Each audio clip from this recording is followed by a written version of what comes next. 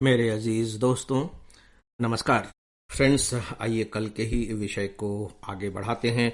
और आपको ध्यान होगा कि कल अपन लोगों ने सच पूछिए तो विवाह की खिड़की से यथार्थ की दुनिया को देखने की कोशिश की थी। विवाह को लेकर के किस तरह की दुनियाएं बन सकती हैं, उनके बारे में मैंने थोड़ी सी चर्चा आप सबसे की थी।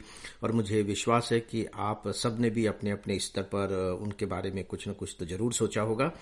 आज मैं आप सबसे विवाह से जुड़ी हुई जो अलग अलग तरह की तीन चार जो इम्पोर्टेंट दुनिया है, जो महत्वपूर्ण दुनिया है, उन पर थोड़े से अपने विचार रखना चाहूंगा। और मैं यहाँ एक बात बता दूं कि ये जो मैं विचार रखने जा रहा हूँ, ये किताबी ज्ञान पर आधारित नहीं है कि कहीं मैंने पढ़ लिया और बस अपने दिमाग में रचा बसा लिया। Not at all. इसमें मैं जितनी भी बातें कहूंगा वे सब की सब अनुभव के स्तर की बातें हैं। अनुभव के स्तर की बातें का अर्थ ये नहीं है कि इन सबको मैंने जिया है। आप चार तरह के वैवाहिक जीवन को कैसे जी सकते हैं, लेकिन इन सभी तरह की दुनिया में जो विचरण करने वाले लोग हैं, उन सब से मेरी मुलाकात रही है।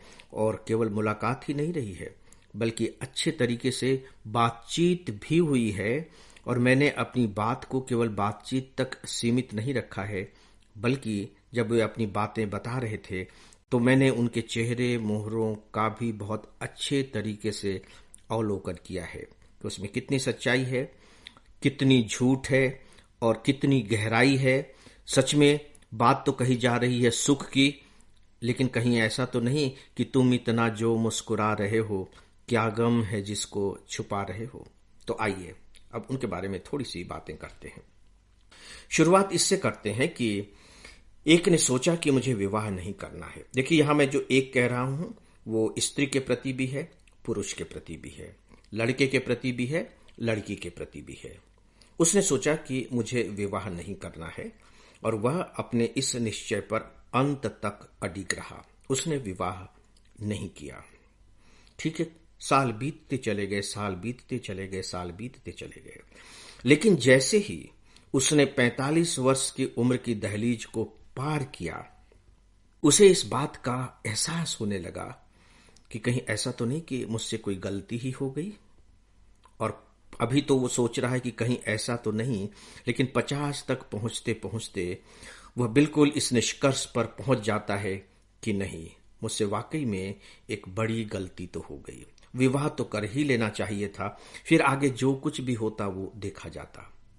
50 तक पहुंचते पहुंचते वो बहुत बुरी तरह से अकेलेपन का एहसास करने लगता है। उसे ऐसा महसूस होता है कि मेरा तो कोई है ही नहीं। उसे ऐसा लगने लगता है कि अब मैं कुछ करूं भी तो किसके लिए करूं। यानी कि एक विचित्र किस्म का सूनापन उसके अंदर पसर जाता है। ये उनकी स्थिति है जिन्होंने विवाह न करने का निर्णय लिया। और याद रखिए कि यह उनका अपना चयन था, यह उनकी अपनी यथार्थ की दुनिया थी। अब आइए, प्रेम किया और विवाह कर लिया, चाहे लड़ झगड़ करके ही किया हो, लेकिन विवाह कर लिया। दुनिया मिल गई, झिलमिल सितारों का आंगन बनना शुरू हो जाना चाहिए। लेकिन मुश्किल से 1 साल बीत पाता है कि दोनों की शिकायतें यहां से शुरू हो जाती हैं कि तब तो तुम ऐसा करती थी, अब तुम ऐसा करती हो, तब तो तुम ऐसा कहते थे, अब तुम ऐसा कहते हो। तू मैं की शुरुआत हो जाती है।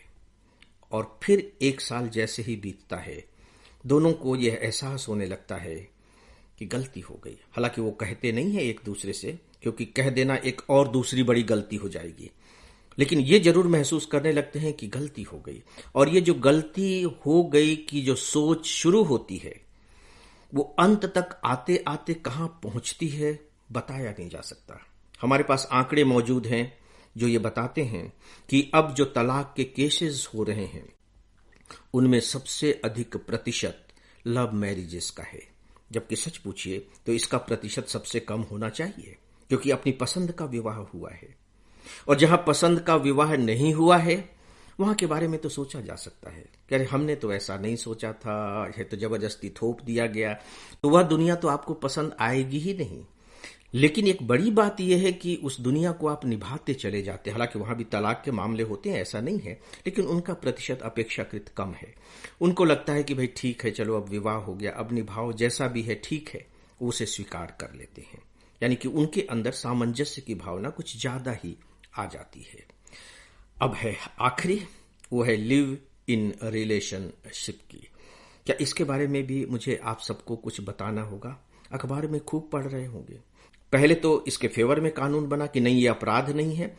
फिर इसको कंट्रोल करने के लिए अब कानून बनने लगे और उत्तराखंड पहला ऐसा राज्य बना जिसने इसके लिए भी कानून बनाए, क्योंकि वहां भी परेशानियां आने लगी, और वो छोटी मोटी परेशानियां नहीं बल्कि बहुत बड़ी बड़ी परेशानियां आने लगी। और वो परेशानियां ऐसी हैं जो सामाजिक हमारे ताने बाने को ही चुनौती देती हैं। तो दोस्तों, ये है यथार्थ की ऐसी दुनियाओं की कहानी जिनका चयन हमने किया था, जिनकी रचना हमने स्वयं की थी। आज बस इतना ही। नमस्कार।